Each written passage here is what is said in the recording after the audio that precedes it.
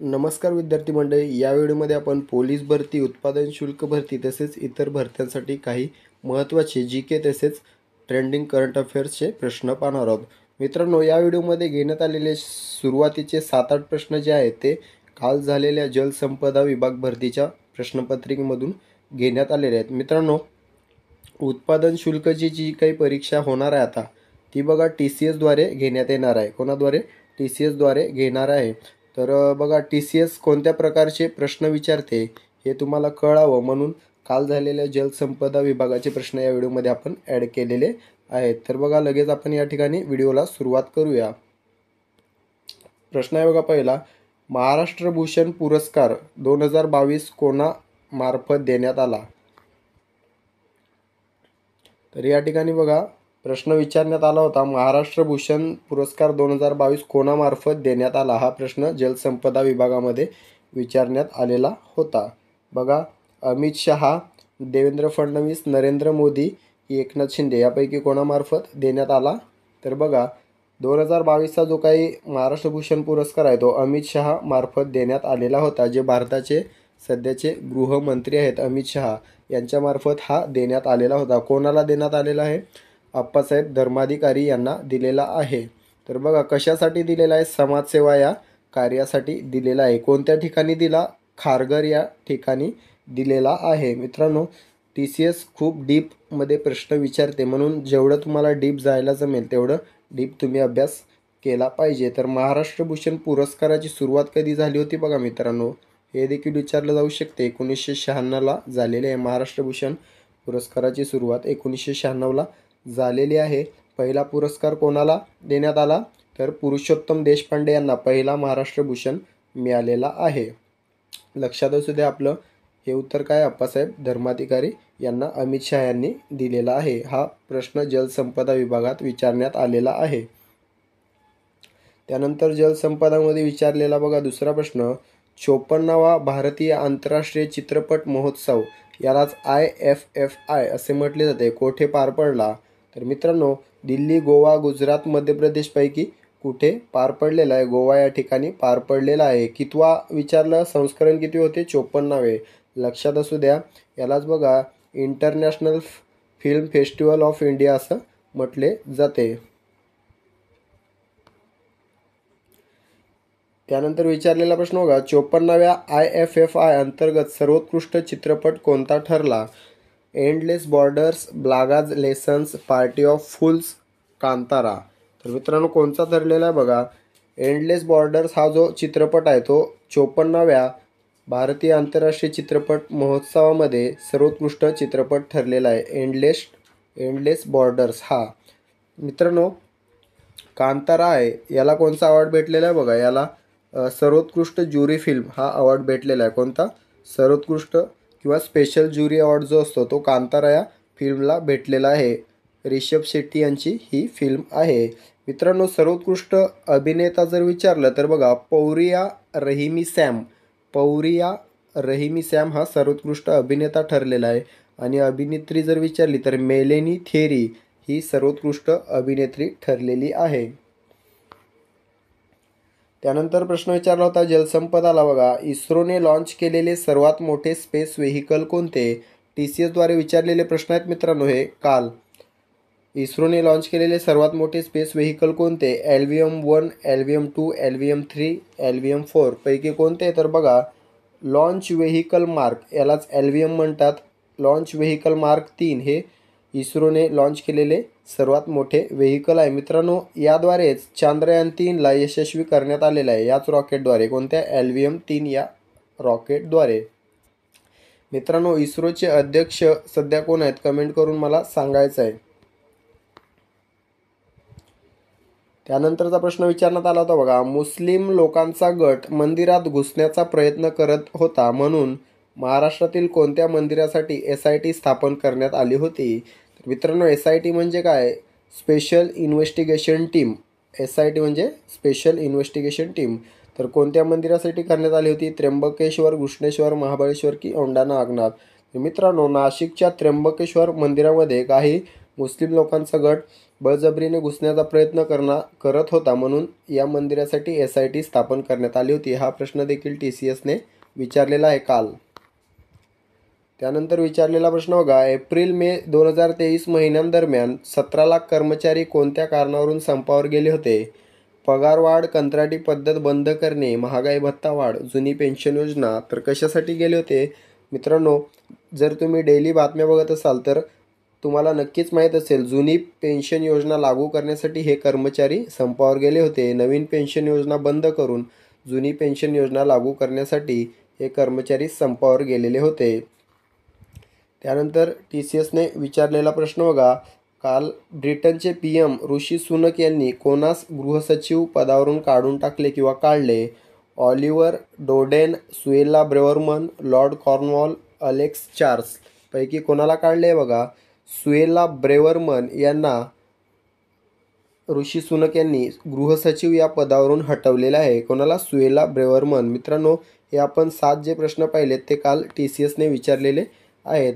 तर तुम्हाला आता कल्पना आली असेल की TCS कोणत्या प्रकारचे प्रश्न विचारत आहे. तर यापुढे प्रश्न आपण उद्याचे देखील कव्हर करून घेणार आहोत. जलसंपदा कशा प्रकारचे प्रश्न विचारले जात आहेत, जेणेकरून तुम्हाला कळून जाईल आपल्याला कशा प्रकारे अभ्यास करायचा आहे. त्यानंतरचा प्रश्न आहे बघा, महत्त्वाचा, पाकिस्तानात निवडणूक लढवणारी पहिली हिंदू महिला कोण बनली आहे?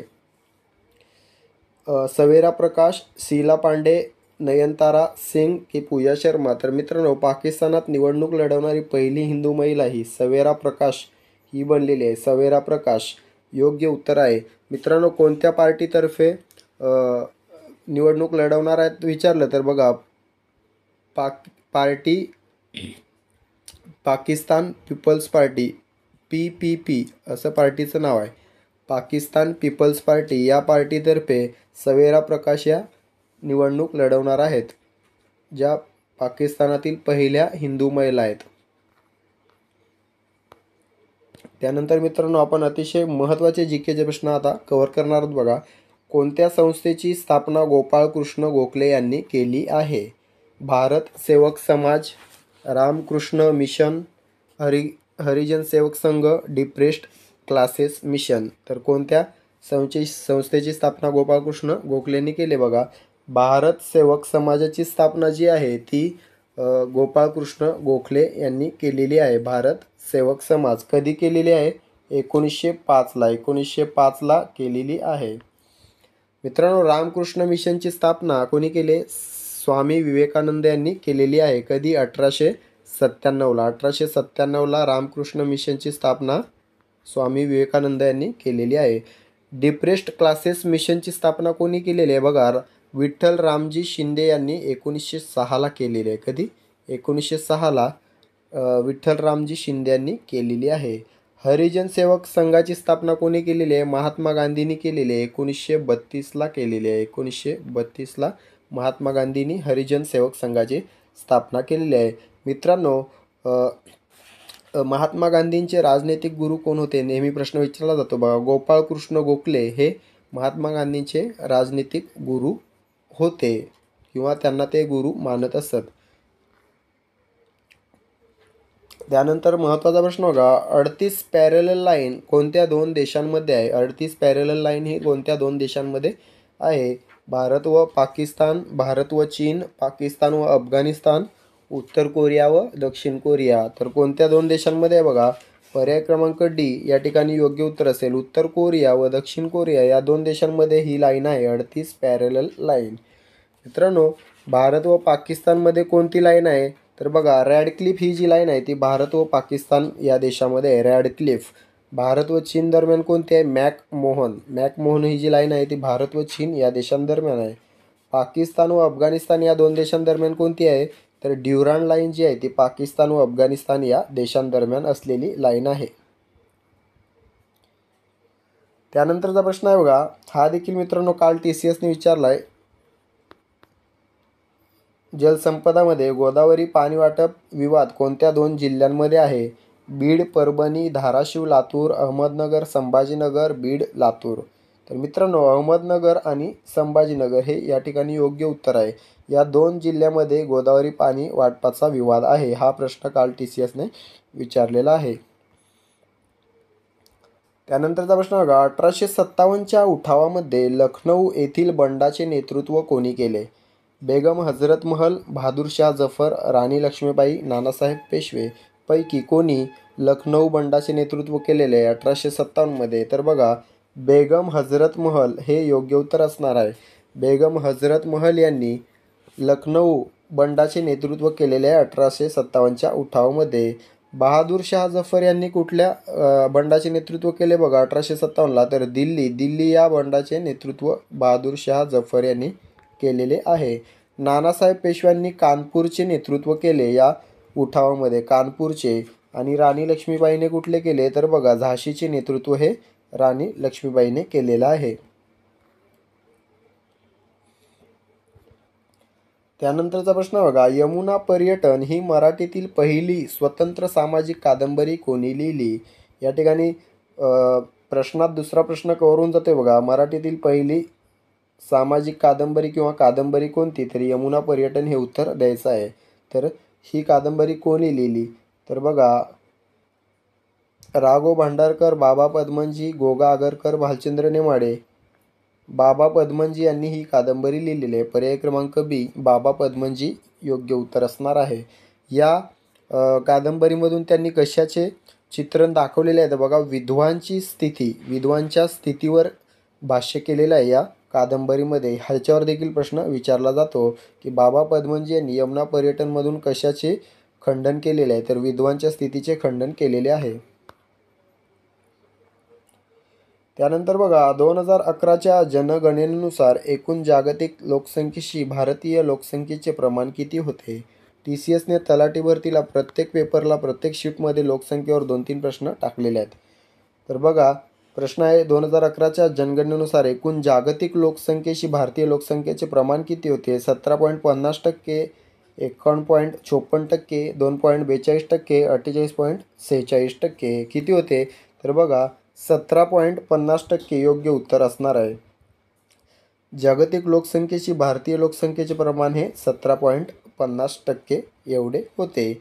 मित्रांनो, या ठिकाणी 51.54चा जर विचार केला तर बघा, हे भारतीय लोकसंख्येच्या एकूण लोकसंख्येशी पुरुष लोकसंख्येचे प्रमाण आहे. म्हणजे एकूण भारतीय लोकसंख्या त्याच्यात पुरुषांचे प्रमाण किती होते? 51.54%. 48.46% हे एकूण लोकसंख्येत स्त्रियांचे प्रमाण होते. लक्षात असू द्या, 51.54% पुरुष, 48.46% महिला. 2.42 हे क्षेत्रफळ आहे. जागतिक क्षेत्रफळाच्या दृष्टीने भारताने किती क्षेत्रफळ व्यापले आहे? 2.42%. म्हणजे जगाचा एकूण किती टक्के भाग भारताने व्यापला आहे? 2.42%. लक्षात असू द्या. त्यानंतरचा प्रश्न बघा, शुक्र या ग्रहाचा परिवलन काळ किती आहे? परिभ्रमण वेगळा आहे. प्रश्न नीट वाचत चला. 224 दिवस, 180 दिवस, 247 दिवस, 195 दिवस. तर मित्रांनो, शुक्र या ग्रहाचा परिवलन काळ जो आहे तो 247 दिवस आहे. 247 दिवस योग्य उत्तर असणार आहे. जर परिभ्रमण काळ विचारला तर 224 दिवस आहे. मित्रांनो, हा जो ग्रह आहे बघा, हा परिभ्रमण काळापेक्षा जास्ती असणारा ग्रह आहे बघा. म्हणजे स्वतःभोवती फिरायला त्याला दुसऱ्या ग्रहाभोवती फिरण्यापेक्षा जास्ती कालावधी लागतोय. परिवलन म्हणजे स्वतःभोवती फिरणे. परिवलन करायला 247 दिवस आणि परिभ्रमण करायला 224 दिवस. तर लक्षात असू द्या मित्रांनो, शुक्रालाच पृथ्वीची जुळी बहीण असं देखील म्हटलं जातं. शुक्र हा पृथ्वीच्या सर्वात जवळचा ग्रह आहे. तसेच सूर्यमालेतील सर्वात तेजस्वी तारा देखील शुक्र हाच ग्रह आहे. त्यानंतरचा प्रश्न आहे बघा, जगातील पहिली स्त्री राष्ट्राध्यक्ष खालीलपैकी कोण? मेरिया पेरॉन, वेलेंतिना तेरेशकोवा, सिरिमाओ भंडारनायके यापैकी नाही. तर योग्य उत्तर काय असणार आहे बघा, या ठिकाणी मारिया पेरॉन हे योग्य उत्तर असणार आहे. आता काही विद्यार्थी कमेंट करतील, म्हणतील सर प्रश्नाचं उत्तर चुकलंय, सिरिमाओ भंडारनायके हे योग्य उत्तर आहे. तर मित्रांनो, या ठिकाणी प्रश्न काय बघा, जगातील पहिली स्त्री राष्ट्राध्यक्ष, स्त्री पंतप्रधान जर विचारलं असतं तर सिरिमाओ भंडारनायके. लक्षात असू द्या. स्त्री राष्ट्राध्यक्ष विचारले म्हणून मारिया पेरॉन, स्त्री पंतप्रधान विचारलं तर सिरिमाओ भंडारनायके. तर मारिया पेरॉन कोणत्या देशाच्या पहिल्या राष्ट्राध्यक्ष होत्या बघा? अर्जेंटिना. काय? अर्जेंटिना या देशाच्या होत्या. जर जगातील पहिल्या महिला पंतप्रधान विचारल्या, सिरिमाओ भंडारनायके या कोणत्या देशाच्या पंतप्रधान होत्या? श्रीलंका. वेलेंतिना तेरेश्कोवा या अवकाशात जाणाऱ्या पहिल्या स्त्री आहेत. अवकाशात जाणाऱ्या पहिल्या स्त्री आहेत ज्या रशियाच्या आहेत. तर मित्रांनो, अशा प्रकारे आपण काही अतिशय महत्त्वाचे प्रश्न या ठिकाणी कव्हर केलेले आहेत. व्हिडिओ आवडला असेल व्हिडिओला लाईक करा, चॅनलला सबस्क्राईब करून या व्हिडिओला जास्तीत जास्त शेअर करा. भेटूया पुढील व्हिडिओमध्ये. तोपर्यंत अभ्यास करा. काळजी घ्या. धन्यवाद.